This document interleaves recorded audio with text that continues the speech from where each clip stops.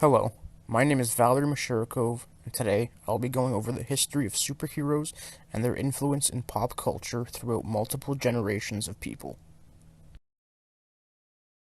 The term superhero was coined in 1917 and originally meant a public figure of great talents or accomplishments, and encompassed mythological/folklore heroes such as Gilgamesh, Perseus, Hercules, and Robin Hood. More traditional superheroes in the modern definition started to rise in the 1920s due to a trend of stories featuring masked and costumed heroes such as Zorro, Popeye, and Flash Gordon fighting villains and criminals. Comics provided a way to escape into a fantasy, especially during the Great Depression, and by the late 30s we saw the rise of well-known figures like Batman, Superman, and Captain Marvel, which birthed what we now call the Golden Age of comics. The 1940s saw a large expansion of the roster of heroes, with DC introducing The Flash and Green Lantern, and we also saw the rise of superheroines as well, with Black Canary and Wonder Woman. Marvel Comics, Timely Comics at the time, would introduce arguably the most well-known superhero, with the exception of Superman, in the form of Captain America.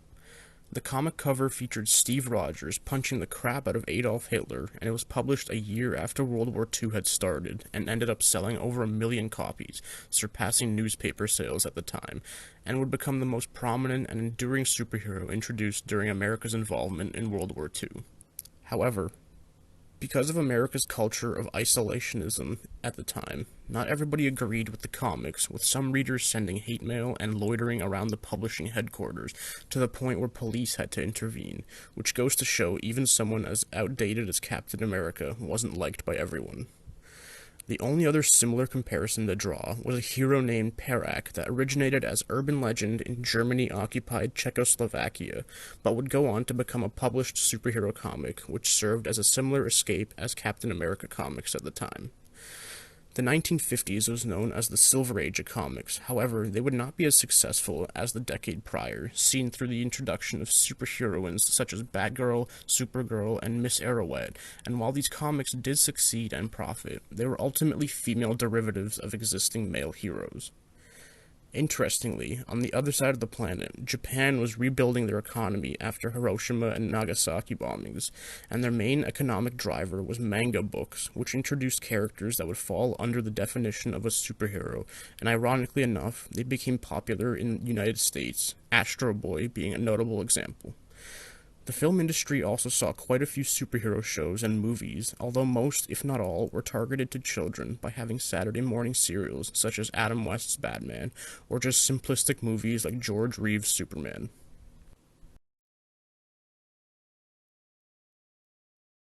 The 1960s saw a rise in the counterculture movement after multiple events such as the JFK assassination, civil rights movement, and Vietnam draft led people to start protesting the government and their actions. Publishing companies at the time took the side of the government and would often do things like make hippies villains in comics, dumb down the movement's ideas, and the Comics Code Authority restricted depictions of drugs, sex, and violence as a majority of readers were children. This led to the creation of comics, which were self-published titles that featured X-rated content, but also subjects dear to the hippie movement, such as recreational drugs, politics, and music. But at the end of the day, their main goal was to oppose censorship above anything. One thing Marvel did do right was support the civil rights movement with the creation of the X-Men, which represented characters that were hated for no other reason than being mutants, which Stan Lee used as a metaphor for the black people. Marvel also included the first black superheroes with Black Panther, Falcon, and Luke Cage, which were fully realized characters rather than caricatures.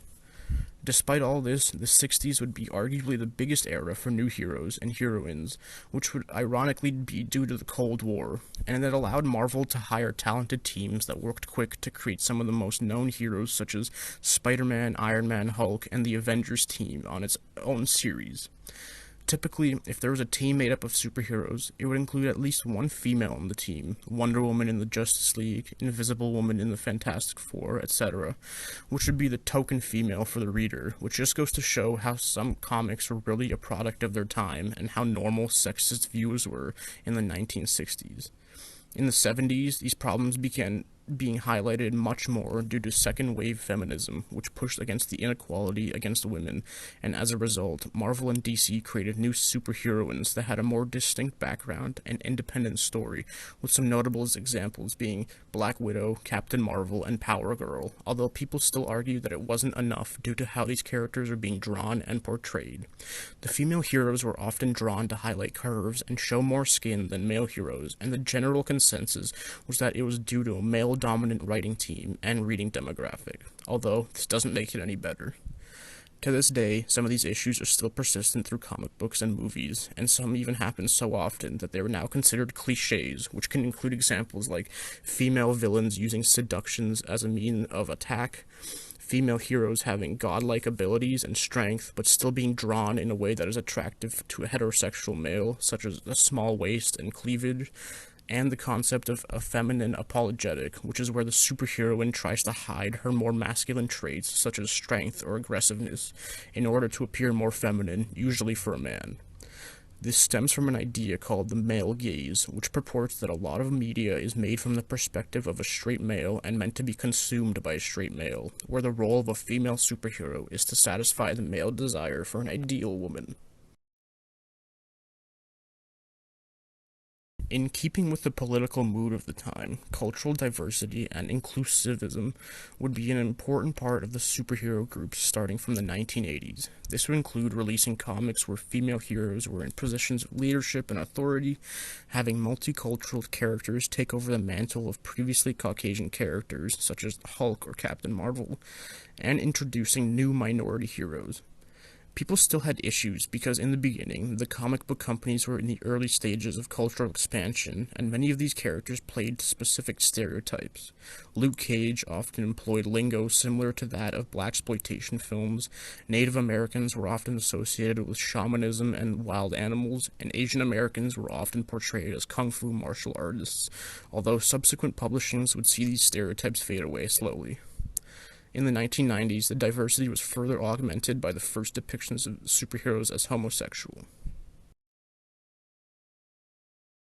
Following the release of Star Wars in 1977, the public had taken a newfound interest in sci-fi and fantasy films, and this saw the trend of superhero films gaining popularity. However, lots of the films in this era weren't characters created by Marvel or DC, which included examples such as RoboCop, Flash Gordon, the Teenage Mutant Ninja Turtles, and the Power Rangers. However, Batman and Superman films were all the rage as well. 1997, Batman and Robin is credited with almost killing the entire superhero film industry because of the negative reception it received, and overall, the 90s were a really bad time for superheroes, with DC taking box office tanks, and Marvel resorting to selling the rights to a lot of their characters, with the most notable being Spider-Man. In 2002, Sony, with their newfound Spider-Man copyright, released 2002's Spider-Man with Tobey Maguire, which catapulted superhero films back into the spotlight. Up until this moment, comic books and films/shows created around them were often seen as subculture of nerds or geeks, and it was seen as just another genre of book reading. However, with the release of 2002's Spider-Man, the experience of superheroes became much more digestible to the general audience, and it went on to be one of the most successful movies ever, and spawned a superhero film renaissance, where every subsequent year there would be a new superhero film. Everything changed, however, in 2008 with the release of Iron Man, the first installment of the widely successful Marvel Cinematic Universe, or the MCU. This was the moment the superhero popularity shifted from comic books to movies, and would go on to become the preferred medium for most people that enjoy superheroes. Marvel would continue to release similar origin films centered around Captain America, Hulk, and Thor, which would then ultimately lead to one of the biggest crossover films, The Avengers. From there, Marvel movies would take the lead almost every year in terms of box office success, and spawned spin-off shows and comics to expand their Marvel universe. Combining the success of their films and the popularity of the internet, you start to see how modern-day quote-unquote nerds really fleshed out the subculture of superhero popularity, and by default are the most profitable fans on the planet due to the Avengers being the most popular film of all time, and I doubt I need to highlight just how internationally popular they are. An interesting counterexample is how DC tried to imitate the MCU formula by releasing a few origin films and then a large crossover, but as history shows us, they didn't understand or respect the reasons that the MCU became popular, and failed to see how fan-driven these films are, although they are starting to open their eyes, as evidenced by the release of the Snyder Cut.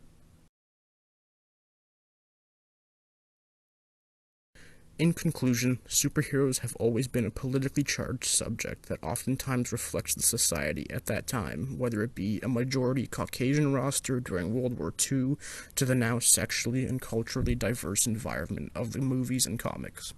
It is interesting to see how readers of the comic books have evolved as a subculture, and more importantly, who reads the comics and watches the movies now that they are made for a more general audience.